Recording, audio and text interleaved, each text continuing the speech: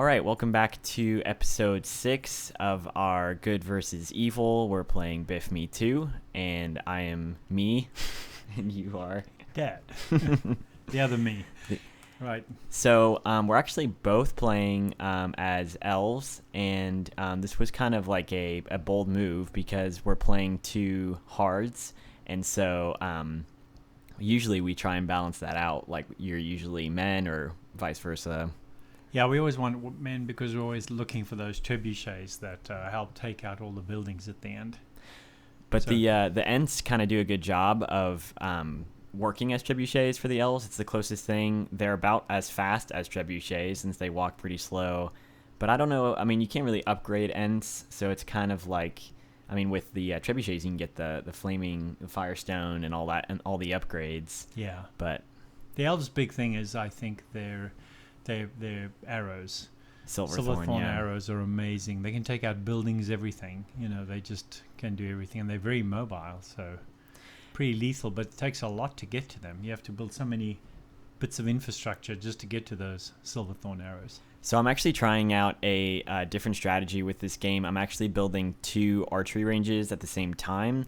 I figured that this was I figured out that this is a really great way to get troops out when you're a weaker team earlier on in the game. So for civilizations like elves, it's really tough to get all the way up to Silverthorn arrows. You have to have a lot of resources. So what I do is I build 2 archery ranges. I build one with just archers and one with swordsmen. I don't really know what lancers maybe. I can't remember what they're called.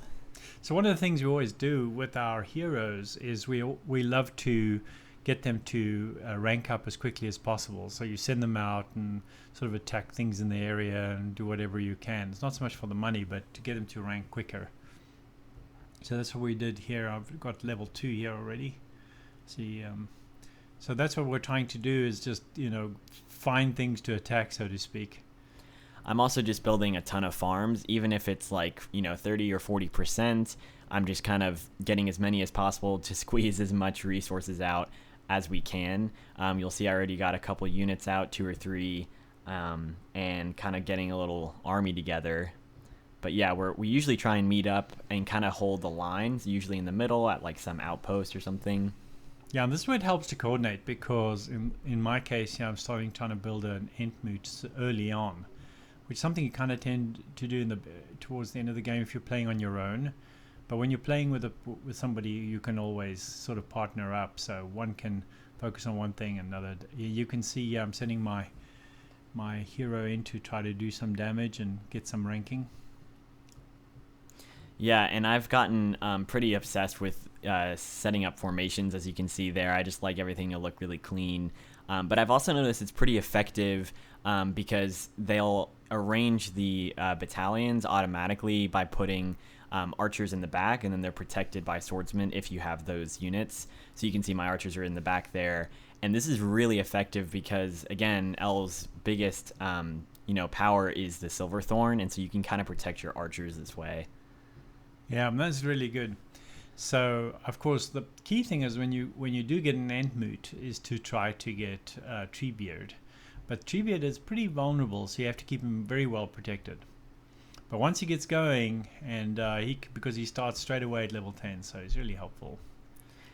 And another note with the archery ranges is you'll notice I'm not upgrading either one of them. And that's just because I've noticed that Lorien archers are pretty much as effective as the Mirkwood Rangers. And so you don't have to waste your time upgrading all the way to level 3. And you also, because you have 2 of the buildings building at the same time, you don't need to get that increased production speed. But it looks like you've got some Ents and stuff now. Yeah, that's right. So getting your first Ent, you can also, they're pretty good at close range, but you have to keep toggling between them throwing boulders and rocks and then doing close range combat. But they are pretty effective. Treebeard particularly can take out quite a lot of people, but he's very vulnerable to fire arrows, so you've got to be really careful. I think all the Ents are too. I mean, and you got to watch out for like the pikemen, those with the long spears and stuff. But I've got a pretty good army coming together. I've just upgraded to Elven Armor for a lot of my units. But again, you can see I'm struggling to get my resources up. So remind me again, how do you get those formations so neat that you're doing? So you just left and right click at the same time, and then you click and drag. And I think the longer or the further down you move the mouse, it'll spread them out wider. And that, so if you want a really long formation, just have a really long line, you can do that.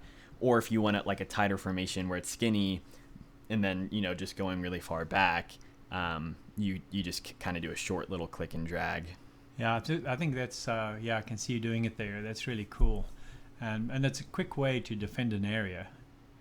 Yeah, excellent. And I think by default, whenever you have a hero selected, I don't have it right now, but I think he's off or she is off somewhere else. But when you do have them, it automatically puts them in the front, which just adds another layer of protection for your weaker units as well.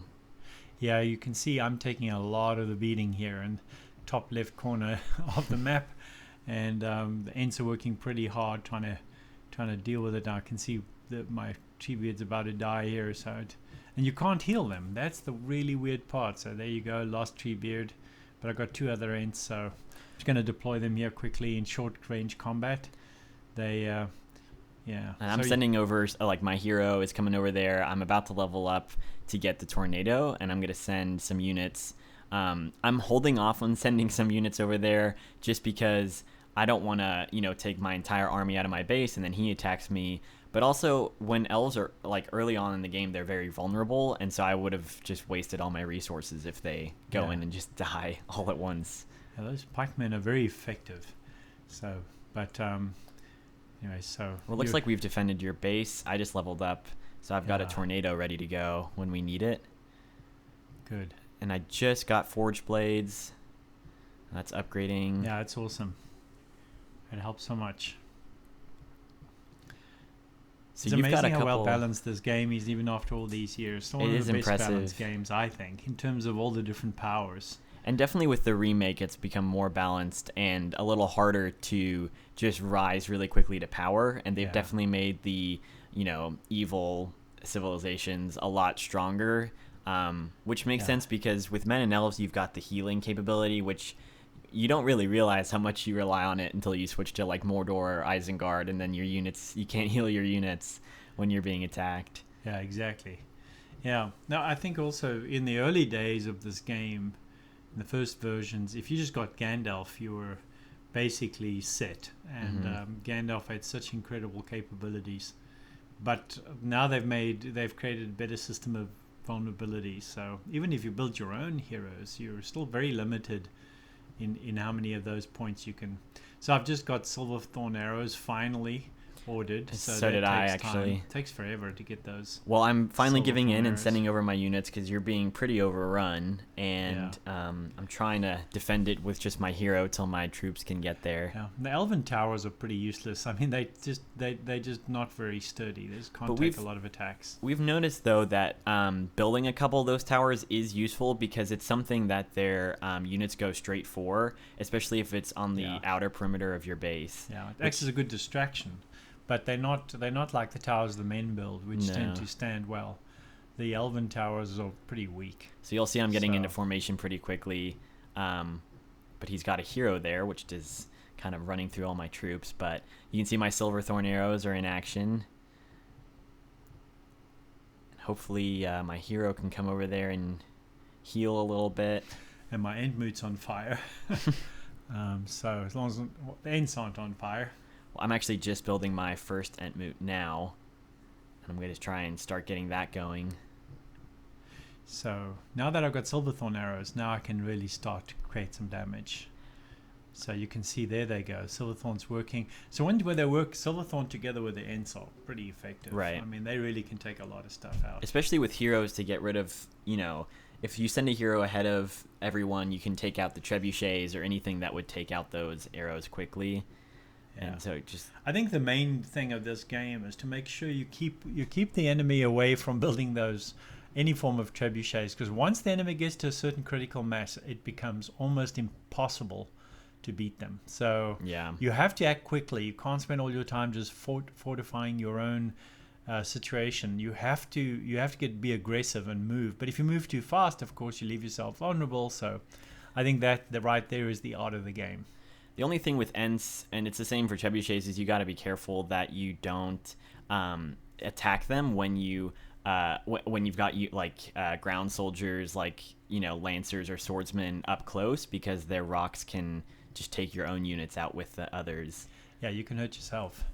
Exactly. So that's really good. Well, it's looked like the tide is slowly turning. We're at one of those, I think games hit these tipping points, and if you can get some of these battles to tip in your favor, you can end up winning the war. But I can see what I've done here. I've made the decision now to attack, even though he's still busy attacking parts of my base. I'm heading out anyway because we've got to head out, and we've got a pretty big army though, between your Ents and my soldiers, and I've got some Ents on the way that I'm trying to send down.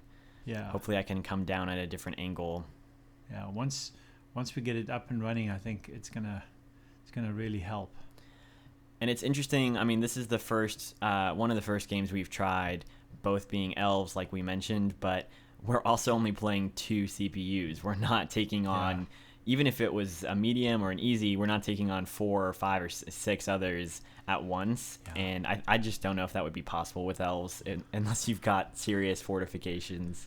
I think by the time you build those fortifications, they've got serious weapons to take them out. Exactly. So, I get the impression sometimes that, like for instance, like in this case, he doesn't fortify himself very well. So once you can start the initial attack, he tends to scramble. Right. So I can see you're already attacking one of his bases, and yeah, I've been building some units in my my base just because he's been sending some attacks, but I've been fortunate enough to only get 1 or 2 here and there, and so I can keep most of my army out here attacking him. Yeah, what's nice is we're attacking from 2 different positions, the same thing. So here we go. First fortress is out, taken it, cleared him out. Now if we can move quickly enough, we can keep going with it. Yeah. Well, what's interesting, I mean, Ents are really the best thing for buildings, but if you get enough of those Silverthorn arrows and you just target one building, you can take it out pretty quickly. And so we kind of divvy up the labor, so to speak, because you'll kind of take out his fortress or kind of work ahead of me so that, again, you're not crushing me while I'm up close fighting those buildings. Yeah. Well, as you can see, I've hardly used my command points. I've got 600 command points and I'm only just about 300 now. Yeah, so I'm almost maxed out. So what's happening is it shows I'm suffering huge losses and I'm doing a lot of rebuilding. So, which is either that I'm moving too fast or I'm just happen to be the focus of a lot of his attacks. So you can see there, I see you doing some serious damage to his base. Well, I just ordered or got the Entmoot superpower, whatever, but I'm probably gonna wait for it. Maybe I'll use it when we go to the other base and start attacking the other CPU. Yeah. So we've kind of almost wiped him out here on the bottom left. Yeah, but you got to be careful because you can't just leave him and go. Some games will let you do that and sort of do most of the, enemy and then walk away and then it just kind of resigns. But I've noticed in this game, if you're not careful, miraculously he recovers, and you look back and there he's got a new base, and all he needs to do that is one builder and a little bit of money. So if he's got a bit of money, he can do that. So, but I think we're taking out his bases as fast as long as I think once you've killed his main base, take out his builders, that definitely puts an end to what he can build. Yeah, I think we just took him out now, and so we had enough momentum there. And I've got some reinforcements that I'm going to come down from the north, so we'll try and attack him at different angles. I really think we've got this one kind of nailed down because you've got enough army, I've got enough of an army, and I'm about to call in Ents on top of it, so we'll have a lot of different things thrown at him. Yeah, a lot of this is timing, not to get too ambitious, not to get ahead of yourself, to make sure that, when you take something out, just make sure that all your other units are up there defending things like Ents or trebuchets. So it's really a matter of moving in a systematic, logical way and not just rushing in with a couple of units. So you can lose a lot of momentum that way. You also have to be okay as elves with losing some of your units. Like I'm one who likes to have a massive army and just go in all at once, but sometimes you just have to have 2 or 3 units because they kind of act as a buffer for you to start building your real army. And you don't also have to upgrade everything at once. You'll notice that I only got Silverthorn, just like you, later in the game, but we just had a ton of units. We were building Ents, we had our heroes, and so you kind of just have to focus on what's being thrown at you. I mean, it doesn't make sense to go upgrading everything when you're about to die, because then you can't be rebuilding and you can't order a hero or whatever you need. Yeah, I think we're about to take out the second guy's fortress. It's right on the edge there, ready to collapse. Keep an eye on it. I see it's on both the screens here, so we're going to see a good view of it from both sides here. Hopefully, yep, there you go. There we go. Stereo sort of thing. Got the whole picture. Now it's just a matter of getting rid of those other buildings and finding those builders. So there you see one of the builders trying to come back in. So now I also just kind of gave up on formations because it almost didn't matter at this point. We just had enough units. Yeah. But yeah, that strategy of building 2 barracks at the beginning is really key. I played a couple of games just practicing on my own where I was elves and I played an easy, and then I played a medium and hard and brutal until I could master being elves as kind of a weaker civilization early on. But well, there as you you go. can see, there it worked. Yeah, victorious at last. That was 2 hards, both as elves, and so you can see some of the stats here. We were pretty close for the most part. I know you had to build a lot more units. Yeah. But there you go. Yeah, similar incomes. Yeah, but I think those they fought pretty hard. But I mean, you can see who did what work where. Yeah,